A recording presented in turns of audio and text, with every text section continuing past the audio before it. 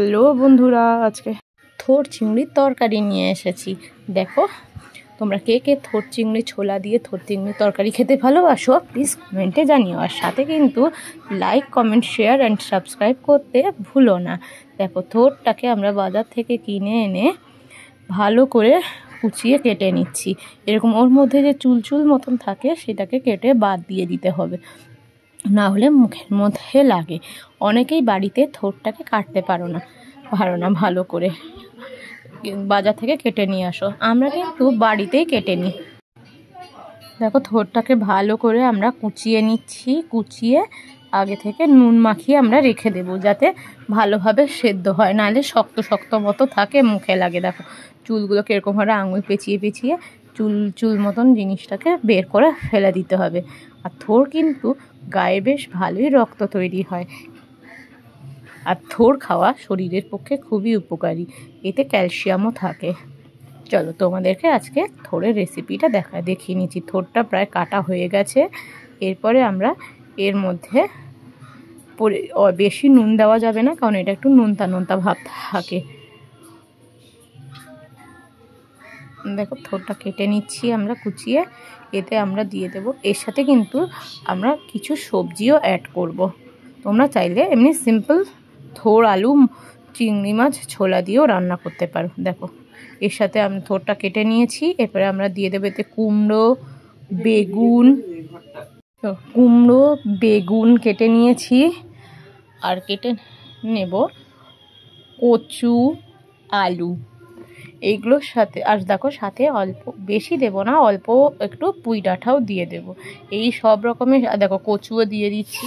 এই সব রকমের সবজি মিশিয়ে কিন্তু এই থোড়ের তরকারিটা একবার খেয়ে দেখো, খুবই টেস্টি হবে। তোমরা চাইলে এগুলো না দিয়ে আপনি সিম্পলও করতে পারো। দেখো, আমি আর দিয়ে দিচ্ছি আলু ছাড়িয়ে কেটে নিয়েছি। আমরা যেহেতু এতে মেম্বার বেশি, তাই জন্য এইসব সবজি টবজি মিশিয়ে দিচ্ছি আমরা। তোমরা চাইলে নাও মেশাতে পারো, তবে এই রকম টেস্টি সবজি কিন্তু সব রকমের সবজি দিয়ে মিশিয়ে থোড় তরকারি রান্না করে খেয়ে দেখতে পারো, টেস্টি হবে গ্যারেন্টি। দেখো, অল্প একটু পুঁই ডাঁটা আর অল্প একটু পুঁই শাকটা দিচ্ছি, বেশি দেব না। দেখো, সব সবজি কাটা হয়ে গেছে। এই সবজিটাকে আমরা ধুয়ে পরিষ্কার করে নেব। দেখো, আমাদের সবজি কাটা হয়ে গেছে। কুমড়ো, পুঁই ডাঁটা, আলু, বেগুন আর কচু। দেখো, থোড়টাকে এবারে আমরা নুন মাখিয়ে রেখে দেব। আধা ঘন্টা 1 ঘন্টার জন্য আমরা থোড়টাকে ভালো করে নুন মাখিয়ে রেখে দেব। আর এদিকে আমরা চিংড়ি মাছটাকে ধুয়ে পরিষ্কার করে নিয়েছি। এবার নুন মাখিয়ে রেখে দিচ্ছি। এবার কড়াইতে তেল গরম করে আমরা দিয়ে দেবো শুকনো লঙ্কা আর পেঁয়াজটাকে ফোড়ন দিয়ে ভাজতে থাকবো। শুকনো লঙ্কা ফোড়ন দিয়ে পেঁয়াজ কুচিয়ে ভাজতে থাকবো। এবার আমরা দিয়ে দিচ্ছি নুন মাখিয়ে রাখা চিংড়ি মাছটাকেও ওর সাথে ভাজতে আমরা দিয়ে দেব। দেখো, চিংড়ি, শুকনো লঙ্কা আর চিংড়ি মাছ আমরা ভালো করে নাড়াচাড়া করে ভেজে নেব। দেখো, আলাদা করে ভাজলেও হয়, কিন্তু একসাথে ভাজলে ওর গন্ধটা ভালো থাকে। তোমরা চাইলে নিরামিষও বানাতে পারো। এতে চিংড়ি মাছ, পেঁয়াজ দিয়ে আমরা বানাচ্ছি। দেখুন, হালকা ভেজে আসলে আমরা, দেখো, ভালো করে নাড়াচাড়া করে ভেজে নিচ্ছি। চিংড়ি মাছটাকে ভালো একটু একটু করে কেটে কেটে দেব, যাতে ভালো করে ভেজে যায়। দেখো, হালকা ভেজে এসছে, ব্রাউন কালার হয়ে এসছে বা লালচে লালচে কালার হয়ে গেছে। এবারে আমরা এতে একে একে সব অ্যাড করে দেবো। দেখো, শুকনো লঙ্কাগুলোও ভেজে এসছে।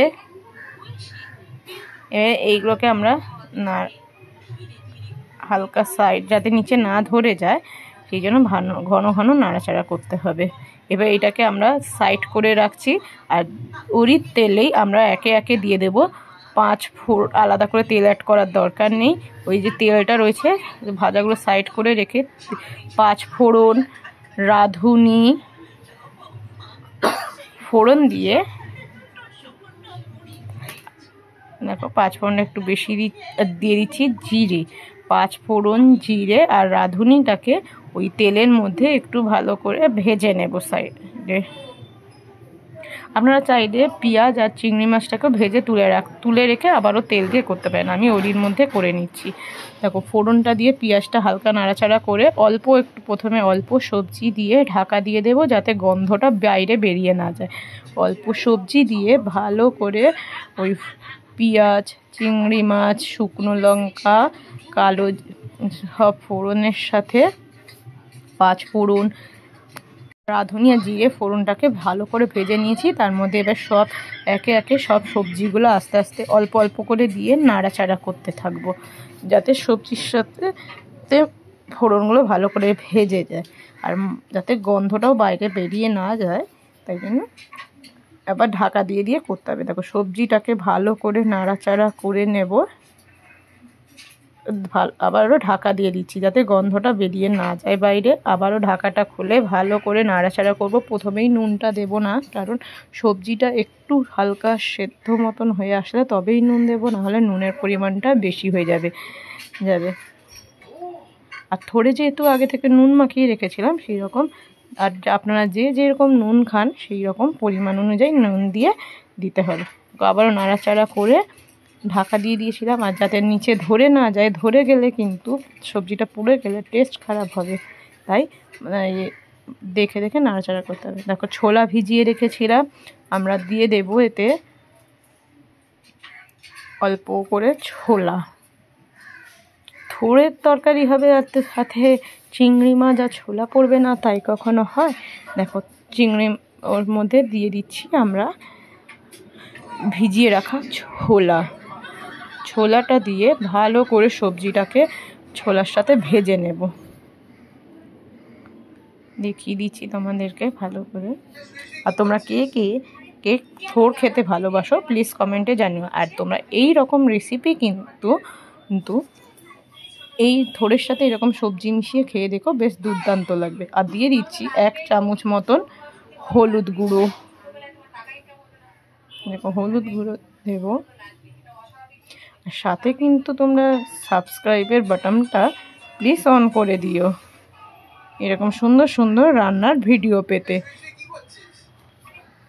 হলুদটা দিয়ে ভালো করে সবজিগুলোকে কষিয়ে নিয়ে দিয়ে দেবো আমরা আগে থেকে থোড় কেটে নুন মাখিয়ে রাখা থোড়টাকে দিয়ে দেব। আগে থেকে কিন্তু থোড়ে নুন মাখিয়ে রাখলে সেদ্ধটা তাড়াতাড়ি হয়ে যায়।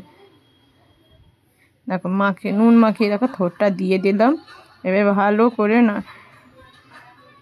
সবজির সাথে আমরা কষিয়ে নেব।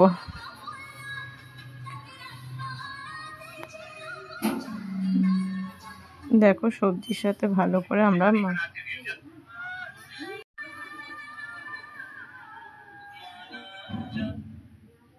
যেহেতু আমাদের ঘরে অনেকগুলো মেম্বার রয়েছে, তাই জন্য এতগুলো সবজি রান্না হচ্ছে।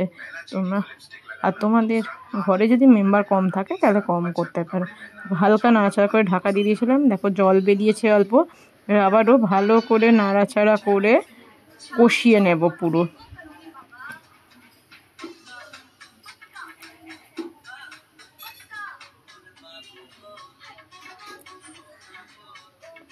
দেখো আমরা আদা আর গোটা গোলমরিচকে বেটে নিয়েছিলাম একসাথে। এইটাকে সবজির মধ্যে দিয়ে কষিয়ে নেব আবারও। আদা আর গোটা গোলমরিচ গুঁড়ো, তোমরা চাইলে গোলমরিচ দিতে পারো আবার নাও দিতে পারো। আদা আর গোলমরিচকে একসাথে দিয়ে সবজিগুলোর সাথে ভালো করে কষিয়ে নেব। এবার আমরা কাঁচা লঙ্কাকে একটু হালকাভাবে বেটে নিয়েছি, পুরো ভালোভাবে বাটবো না, হালকা বেটে নিয়ে দিয়ে দিচ্ছি। তোমরা চাইলে এখানে কাঁচা লঙ্কা যেহেতু দেওয়া হয়েছে, তোমরা তাই গোলমরিচটা নাও দিতে পারো, গোটা গোলমরিচ বাটা নাও দিতে পারো, যদি যেরকম ঝাল খাও সেই পরিমাণ মতো দিতে পারো। এবার আমরা দিয়ে দিচ্ছি অল্প পরিমাণ চিনি, যাতে হালকা একটু মিষ্টি মিষ্টি ভাব লাগে।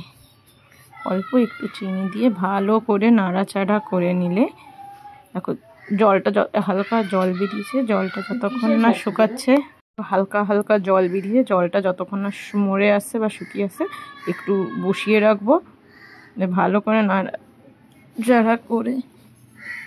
দেখো হয়ে গেছে আমার তৈরি চিংড়ি থোড়ের তরকারি। দেখো প্রায় হয়েই এসেছে হালকা, এবার জলটা হালকা শুকিয়ে গেলেই তৈরি আমাদের মোচা থোড় চিংড়ির তরকারি।